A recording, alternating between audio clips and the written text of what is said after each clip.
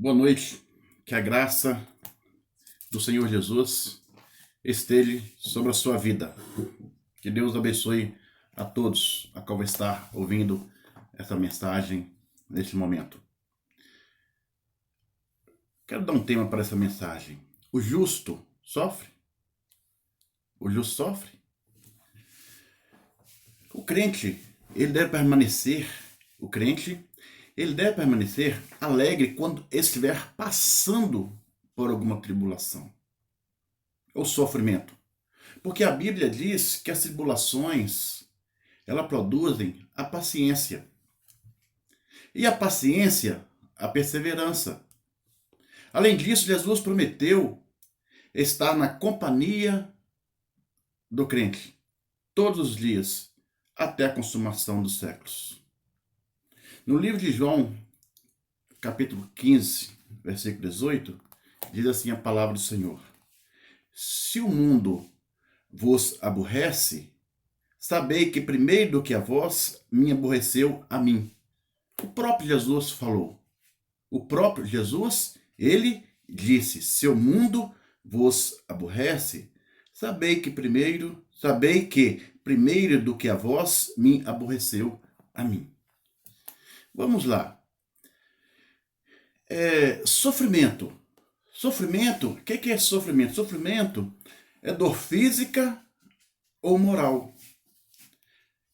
É angústia, é aflição, é amargura, é infortúnio, é tormento, é padecimento. Primeiro, existem pelo menos 4 motivos que explicam o sofrimento do justo. Sabia disso? Existem 4 motivos, existem pelo menos 4 motivos que explicam o sofrimento do justo. O que eu quero dizer para você? O justo sofre porque não é deste mundo. Como está dizendo aqui em João capítulo 15, versículo 18. Se o mundo aborrece, sabei que primeiro do que a vós, me aborreceu a mim. Jesus dizendo que primeiramente ele foi aborrecido. Significa o quê? Que o sistema, que o crente ele não compactua com o sistema mundano. O seu estilo de vida e a sua maneira de viver contrariam o mundo. O que eu estou querendo dizer? Que o seu estilo de vida e a sua maneira de viver, ela contraria o mundo. Por isso o mundo o aborrece e faz com que ele sofra. É por isso que você às vezes sofre. O justo sofre porque o servo não é maior do que o seu senhor. Então, se o senhor sofre, então o servo, ele tem de sofrer. Porque eles estão juntos. Mateus 10, 24. O justo, ele sofre por causa do nome de Cristo. O justo, ele sofre por causa do nome de Cristo. O diabo, ele odeia quando o nome de Cristo é proclamado. O diabo odeia quando o nome de Cristo é proclamado e o cristão defende o cristianismo. Então a igreja, ela padece as aflições. Porém, não se envergonhe do evangelho. Antes glorifica o nome do Senhor. Lá em 1 Pedro, capítulo 4, 16. Antes glorifica o nome do Senhor. Um exemplo. Vamos colocar assim uma nota cultural. Lá na Indonésia, que é o maior país muçulmano do mundo, tem aproximadamente 215 milhões de habitantes, aproximadamente, entre os quais 175 milhões é de muçulmanos. 105 milhões são de muçulmanos. Então os cristãos estão aqui terrivelmente perseguidos. Os templos naquele país têm sido queimados com os crentes dentro. Tenho certeza que já chegou algum vídeo até você mostrando que alguns crentes são queimados vivos dentro daqueles templos. Por quê? Perseguição. Então várias entidades americanas e outros do mundo ocidental propuseram o quê? Enviar ajuda. Até mesmo ajuda financeira para a reconstrução dos templos. Mas os líderes daquela igreja disseram: será inútil nos enviar dinheiro para ajudar nas obras de reconstrução, porque os templos serão novamente destruídos. O melhor fazer é orar para que esses fiéis se mantenham firmes na fé e morram por Jesus. O que eu estou querendo dizer? O que eles estão falando aqui? Que não adianta recurso. O negócio é ser fiel, é ser firme na fé, mesmo que tenha que morrer, mas não negar o nome do Senhor Jesus. Isto sim, não negando o nome do Senhor Jesus, aí a igreja nunca vai acabar, porque a igreja é você, a igreja é nós. Mantenha firme na fé, morram por Jesus. A imprensa, uma nota, a imprensa notificou que nos escombros, lá, ainda mesmo onde foram queimados, nos escombros lá, foram encontrados o quê? Corpos de homens e mulheres e crianças, porque eles eram obrigados a permanecer no interior do templo, sob ameaça de que, se tentassem sair, seriam mortos a tiro, a golpes, até mesmo de facões. Aí você olha assim e fala assim: Jesus está voltando. Sim, Jesus está voltando. Olha que situação. Às vezes você está preocupado aí com a pandemia, mas tem crente que está morrendo desta forma, debaixo da violência. O que quer dizer? Que o justo, ele sofre por causa das leis naturais. As leis naturais provocam muitas vezes os males. Os males naturais, sociais e morais da qual o cristão está sujeito. Os males naturais podem ser o quê? Tempestades de vento, furacões, chuvas, terremotos. O justo também está sujeito aos males sociais, como desemprego, ou ser moralmente ofendido pelos ímpios. Você já foi ofendido pelos ímpios? Mas diante de tudo isto, ele é mais do que vencedor por Cristo Jesus. Liga assim para o teu irmão. Se tem alguma pessoa do lado de você, diga: eu sou mais do que vencedor em Cristo Jesus. Está escrito em Romanos capítulo 8, versículo 37. Segundo, razões pelas quais Deus permite o sofrimento do justo. O sofrimento, ele produz o quê? Um relacionamento profundo com Deus. O sofrimento às vezes produz um relacionamento profundo com Deus. Olhe cá, preste atenção, quantas vezes você, no sofrimento, que você se ajoelhou e lembrou e buscou mais Deus ainda. O sofrimento produz um relacionamento profundo com Deus. O que quer dizer? Que a perseguição contra os apóstolos Pedro e João, que está em Atos capítulo 4, motivou os fiéis a orarem. Motivou os fiéis a orarem. Está lá em Atos capítulo 4. Observe que também Manassés, o rei de Israel, ele orou muito ao Senhor. Ele orou muito ao Senhor após ser levado cativo pelo exército da Assíria. E foi jogado aonde? No calabouço. Está lá em 2 Crônicas capítulo 33, versículo 11 a 13. Então o sofrimento, ele produz o que? Santidade. É difícil, mas o sofrimento, ele produz santidade. Quando o crente passa pelo sofrimento, ele se humilha. E por meio do sofrimento que ele conhece melhor e quebranta o coração. Às vezes você está sofrendo, você está passando por uma situação difícil, mas tira proveito disso. Busca mais a Deus. Porque tenha certeza que quando essa prova passar, essa dificuldade passar, a sua vida vai ser outra. Não se desanime pelo que tem acontecido. Seja perseverante até a morte. O sofrimento, ele produz o quê? Crescimento espiritual. O sofrimento produz crescimento espiritual.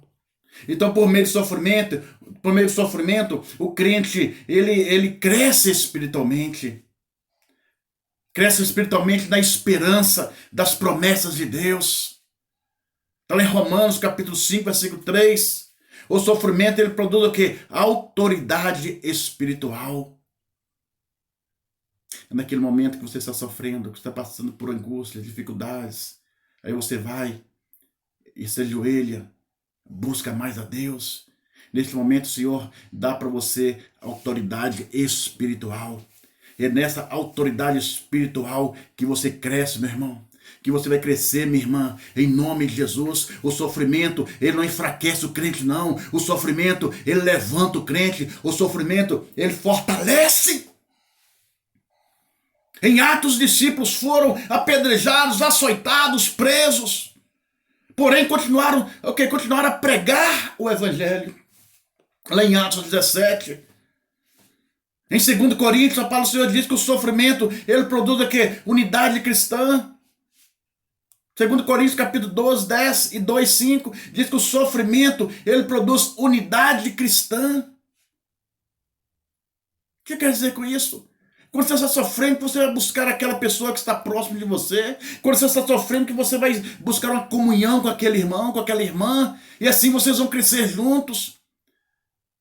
Produz aqui uma unidade, vocês se unem mais em oração, em busca ao Senhor. Quando o sofrimento acontece em forma de perseguição, e quando a igreja é perseguida em nome de Cristo, os fiéis, o que eles fazem? Eles ajudam-se mutuamente. Eles ajudam-se mutuamente. Está lá em 2 Coríntios. Outros motivos. Terceiro, outros motivos para o sofrimento justo. O sofrimento, ele corrige áreas vulneráveis. O sofrimento corrige áreas vulneráveis. Quando o crente passa pelo sofrimento, deixa de preocupar-se com a vida dos outros. E começa a fazer agora uma análise, uma introspectiva. Ele procura aqui razões agora que justifiquem o seu sofrimento. E lembra-se de algumas áreas fragilizadas em sua vida. Lá em Neemias capítulo 1, 4, 7 e Daniel 9, 3. Diz que o sofrimento leva à conquista de vitória. O próprio Cristo, antes de entrar na sua glória, primeiro ele teve de padecer. Está lá em Lucas 24, 26. Então no sofrimento, os mistérios de Deus são revelados para a tua vida. No sofrimento, os mistérios de Deus são revelados. O apóstolo Paulo, ele escreveu que na prisão, uma das cartas mais fantásticas, observe que o apóstolo Paulo, ele escreveu na prisão uma das cartas mais fantásticas aos Filipenses. Filipenses capítulo 1, 12 a 14. Foi quando João recebeu a revelação magnífica, também do Apocalipse, lá na ilha de Patmos. Observe os mistérios de Deus. O apóstolo Paulo, ele escreveu da prisão uma das cartas mais fantásticas aos Filipenses, que está lá em capítulo 1, versículo 12 e 14. E João, ele recebeu uma revelação magnífica do Apocalipse, lá na ilha de Patmos, que está em Apocalipse, capítulo 1, versículo 1 a 3. Estevão, ele viu a glória de Deus enquanto era apedrejado, que está lá em Atos, capítulo 7. E Deus também vai trazer uma revelação para a sua vida, que vai mudar a sua vida, que vai mudar a direção da sua vida. Creia, acredite.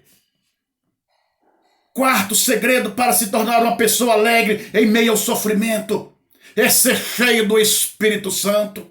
Quando Paulo e Barnabé estavam na Antioquia conquistando os gentios para o evangelho, o que aconteceu? Os judeus incitaram as mulheres honestas para o difamarem. Mas esses apóstolos não se intimidaram, porque estavam cheios do Espírito Santo. Está lá em Atos capítulo 13.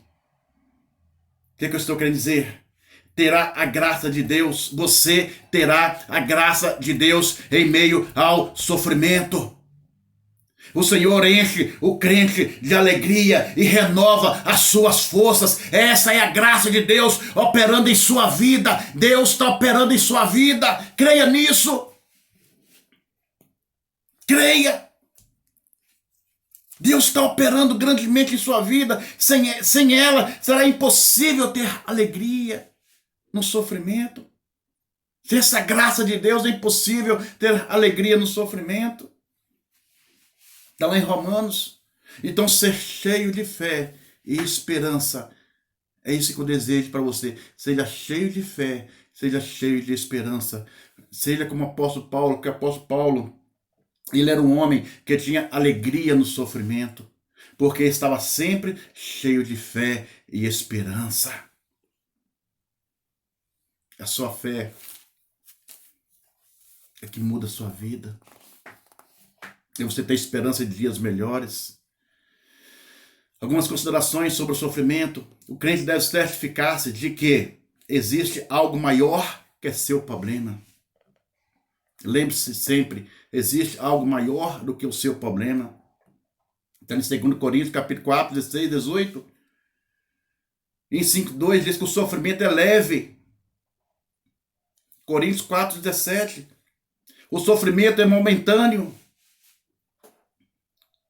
O sofrimento é momentâneo, vai passar. Vai passar. O sofrimento é momentâneo. O sofrimento produz aqui um peso de glória. O sofrimento deve ser visto de forma transcendental. Conclusão, meu irmão, minha irmã. Eu digo para você, nesta vida não é somente o justo que sofre.